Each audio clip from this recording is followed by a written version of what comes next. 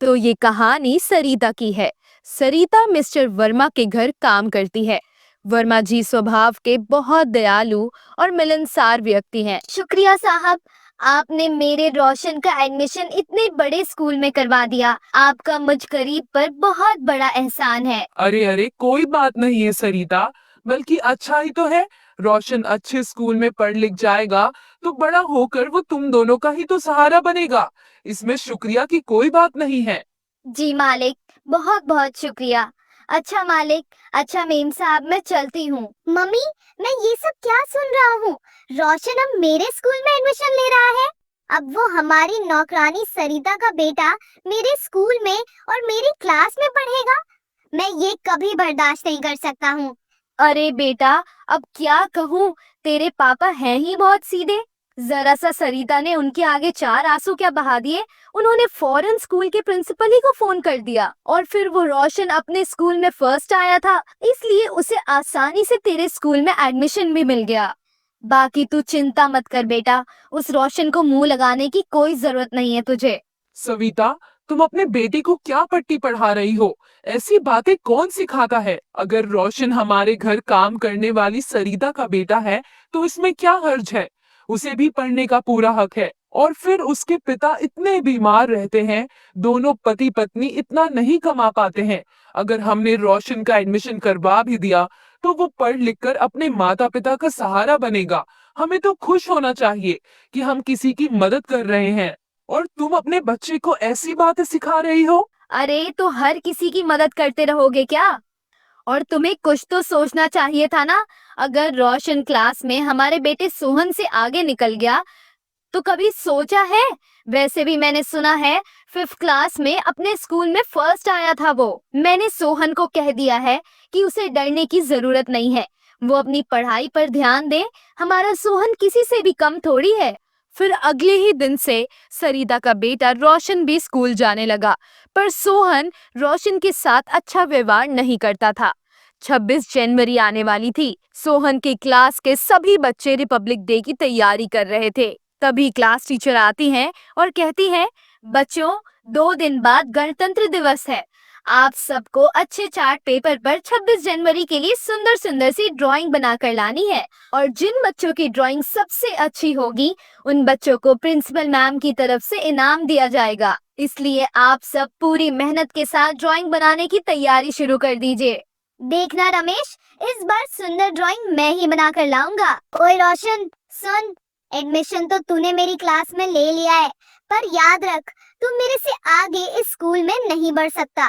पहले वाले स्कूल में तो तू फर्स्ट आ गया होगा, पर यहाँ हर चीज में सिर्फ सोहन ही फर्स्ट आता है। कोई बात नहीं सोहन, अगर तुम जीते तब भी मुझे इतनी ही खुशी होगी जितनी मुझे अपने जीतने पर होगी। यार सोहन, तू इस रोशन से इतना चिढ़ता क्यों है? ये तो तेरे से बहुत अच्छे से बात करता है। अरे तू जानता भी है, ये मेरे घर काम करने वाली नौकरानी का बेटा है। ये लोग बहुत गरीब हैं, इतने फटे हुए कपड़े पहनते हैं, इतने पुराने से टूटे घर में रहते हैं ये लोग। एक दिन ना इसकी मम्मी काम पर नहीं आई थी, तो मैं मम्मी के साथ देखने गया था। बहुत अंदर गंदी सी गलियों में जाकर इनका घर है, सारी झुग्गी झोपड़ी बनी हुई है वहाँ। सचमुच बहुत गंदी बदबू आ रही थी। अच्छा हुआ तूने मुझे ये सब बता दिया। मैं तो रोजाना नहा कर आता हूँ और कभी-कभी ये मेरे साथ लंच भी कर लेता है। अब तो मैं बिल्कुल भी इसके साथ लंच नहीं करूँगा, नहीं तो मेरे से भी बदबू आने लगेगी। सोहन और रमेश की बातें सुनकर रोशन की आंखों में आंसू आ जाते हैं, पर वो अपने आप को संभाल लेता है। घर जाकर रोशन अपनी मम्मी सरिता से कुछ पैसे मांगता है। मम्मी, मुझे स्कूल में गणतंत्र दिवस पर चित्र बनाकर ले जाना है। मुझे थोड़ा सा सामान खरीदना है। पापा से पैसे मांग लूं क्या? नहीं नहीं रोशन, पापा से मत मांग। काम से थके हुए आए हैं, उन्हें सोने दे। मैं शाम में बर्तन करने जा रही हूँ, मालकिन से कुछ रुपए उधार ले आऊंगी। तुम परेशान मत हो। अच्छा बेटा, कुंडी लगा लो, मैं थोड़ी देर में आती हूँ। सरिता काम पर जाती है। वो जैसे ही कुछ रुपए उधार मांगती है, मालकिन श्वेता उसे ताने देने लगती है। ये ले पकड़, पूरे 100 रुपए हैं, इस महीने की तनख्वाह से मैं काट लूंगी। और हाँ, जो स्कूल फीस के पैसे जमा करवाए थे वो भी इस महीने से तनख्वाह से काटना शुरू कर रही हूँ।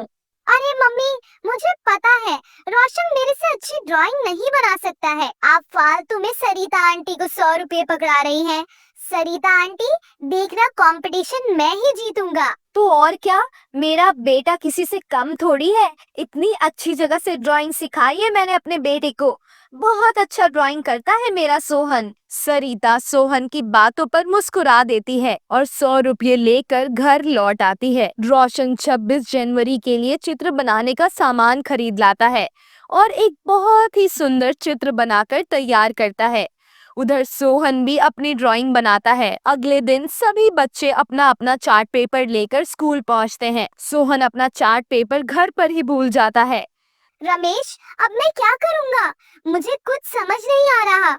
मैंने इतनी मेहनत से ड्राइंग तैयार की थी। चल, ये तो बहुत अच्छा हुआ कि तू चार्ट पेपर घर पर ही भूल आया।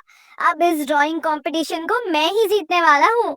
ये देख, मैंने कितना सुंदर रिपब्लिक डे का चित्र बनाया है। अच्छा, मैं तो हॉल में जा रहा हूँ। अब तू क्या ही करेगा वहाँ आकर? तू अब यही क्लास में बैठा रह। सोहन जोर जोर से रोने लगता है। तभी रोशन उसके पास आता है। सोहन, ये लो, मेरी ड्राइंग स्टेज पर जाकर दिखा दो।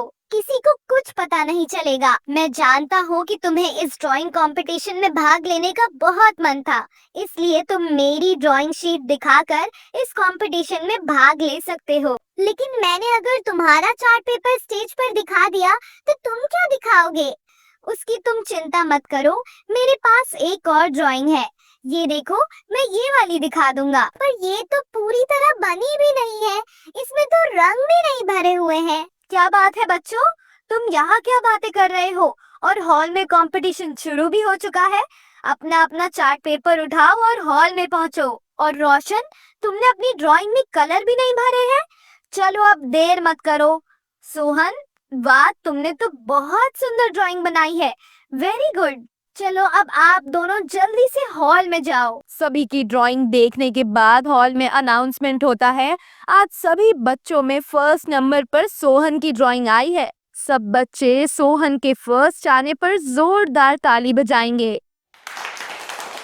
सेकंड नंबर पर आर्यन। एक बार आर्यन के लिए भी जोरदार तालियां। और तीसरे नंबर पर रमेश। रमेश के लिए भी जोरदार तालियां।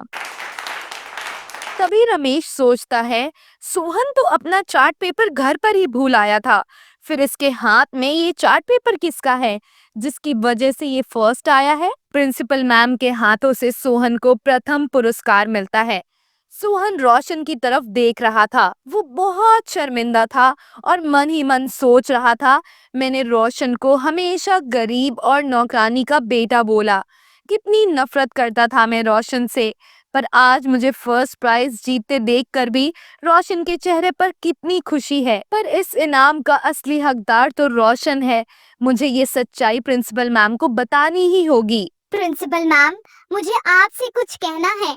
इस इनाम का असली हकदार मैं नहीं बल्कि रोशन है। आप ये प्राइज उसको दे दीजिए मैम। मैं तो अपना चार्ट पेपर घर पर ही भूल आया था, पर रोशन ने मुझे अपना चार्ट पेपर दे दिया। ये ड्राइंग रोशन ने की है। सोहन सारी बात हॉल में मौजूद टीचर्स और बच्चों के सामने कहता है। प्रिंसिपल मैम सोहन की ईमानदारी पर बहुत खुश होती हैं। एक ट्रॉफी सोहन के लिए भी लाई जाती है। तुम दोनों हमारे स्कूल के गौरव हो। God bless you both. उसके बाद स्कूल में 26 जनवरी के लिए कार्यक्रम प्रस्तुत होता है। फिर सभी बच्चे मिलकर धूमधाम से रिपब्लिक डे मनाते हैं। फिर घर आकर सोहन सारी बात अपने मम्मी पापा को बताता है।